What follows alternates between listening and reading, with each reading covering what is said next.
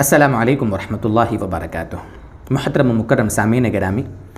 روزے کی حالت میں ہم سوئے تھے، ٹھیک ہے، سوئے تھے، یا تو فجر کے بعد سوئے تھے یا ظہر کے بعد یا ظہر سے پہلے، جب بھی روزے کی حالت میں سونے کی وجہ سے اگر احتلام ہو جاتا ہے، ٹھیک ہے، یعنی سونے کی حالت میں اگر منی خارج ہو جاتی ہے ہماری کسی حرکت کے بغیر، خواب ہمیں آیا ہو یا نہ آیا ہو اس سے مطلب نہیں ہے، ہماری کوئی حرکت نہیں تھی، نارملی ویسے ہی بس منی خارج ہو گئی، احتلام ہو گیا، تو اس کی وجہ سے روزہ ہمارا نہیں ٹوٹتا ہے، ٹھیک ہے، پہلی چیز تو یہ سمجھ لیں۔ ہاں، کبھی کبھی ایسا ہوتا ہے کہ اپنی کسی حرکت کی وجہ سے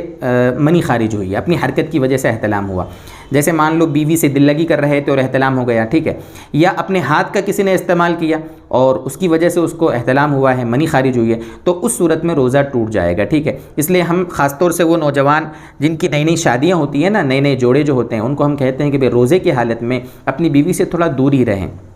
اس میں ہوتا کیا ہے، اللہ نہ کرے کہ اس طریقے سے احتلام ہو جاوے اور روزہ ہمارا ٹوٹ جاوے، اللہ نہ کرے کہ ہم کنٹرول نہ کر پاویں اور ہم بستری ہو جاوے، تو بہت سارے مسائل، پیچیدہ مسئلہ ہو سکتا ہے، اس میں تو کفارہ اور پتہ نہیں کیا کیا چیزیں ہیں۔ اس لیے روزے کی حالت میں جتنا ہو سکے اپنے جذبات کو کنٹرول کریں، عبادتوں میں اپنا وقت لگائیں، نیک کاموں میں، دینی کتابوں کے مطالعے میں، لیکن بہرحال مسئلہ اپنی جگہ یہی ہے کہ اگر اپنی کسی حرکت کی وجہ سے اگر منی خارج ہوئی ہے، ٹھیک ہے، تو اس سے روزہ ٹوٹ جاتا ہے، لیکن ویسے ہی اگر نارملی احتلام کی وجہ سے ہماری کسی حرکت کے بغیر اگر احتلام ہوا ہے تو اس کی وجہ سے روزہ نہیں ٹوٹے گا۔ یہ احتلام والے مسئلے میں روزہ اگرچہ نہیں ٹوٹا ہے ہمارا، لیکن علماء فرماتے ہیں کہ جتنی جلدی ہو سکے اس کو غسل کر لینا چاہیے، تو تاکہ غسل کرنے کی حکمت یہ ہے، مقصد یہ ہے تاکہ اس کا